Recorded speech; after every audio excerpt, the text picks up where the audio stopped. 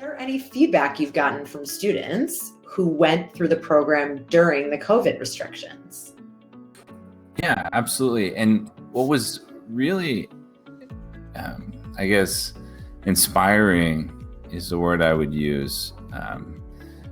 We have existed for 12 years and have been a fully in-person learning program. We were founded by a dentist to train dental assistants, right? Interesting. And fully in person, March 14th, fully online, March 15th, right? About a year ago. And we were incredibly nervous to make that temporary switch to Zoom delivered classes. And the response from students was overwhelmingly positive and encouraging. We heard our students saying, like, I'm gonna stick with this. I'm not gonna let this challenge of this pandemic keep me from achieving my goals.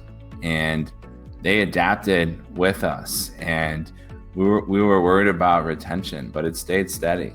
And so we went 3 months virtually, and then did a huge, in June and July, makeup lab session across 20 states, 130 schools, full weekends of training to give our students that in-person learning experience we think is so important. And so if anything, this challenge reinvigorated us to better serve our students and inspired our students to continue to work hard to achieve their dreams. So it was really positive. Yeah, that's great. And that's very impressive. That one day turnaround. It was such a challenge. It was so challenging to just map all that out, because operationally we're used to getting 3 or 4 dental assistants and each class ready to teach at each location, and then putting all of that to Zoom training, like was mentioned before.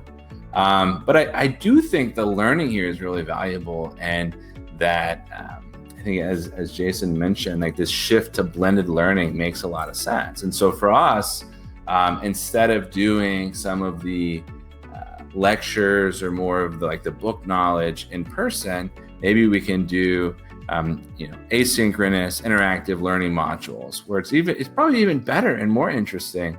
And then synchronous sort of group sessions with Q&A, or one big evolution for us was there's the at-home lab kit. So we would actually send to students a package full of a lot of the tools that they would traditionally use inside of the real doctor's office that we train at, send them home, and then they would jump on Zoom with an instructor, and they would do a lot of the exercises like alginate impressions and all the different things that they would normally do in the office. They were doing at home in front of a camera, and we're like, hey, this is actually this is maybe better in some ways because they can practice more. They're not limited by being in the office. So, right. It's kind of like the challenge forced our students to really stay motivated and grit their teeth and make it through it. And for us, it forced us to innovate, and we're confident that, through 2020 into 21, we're actually going to create a better learning experience for students with a slow move to blended learning, where right. the lecture portion can be consumed kind of like the right balance of synchronous and asynchronous, with hands-on at home, and then coming in the office, you're even more prepared. You can learn even more with the correct preparation for the in-person portion. Right. Yeah, and it increases flexibility, which, as I imagine, a decent number of your students are probably adult learners who have other things going on in their life.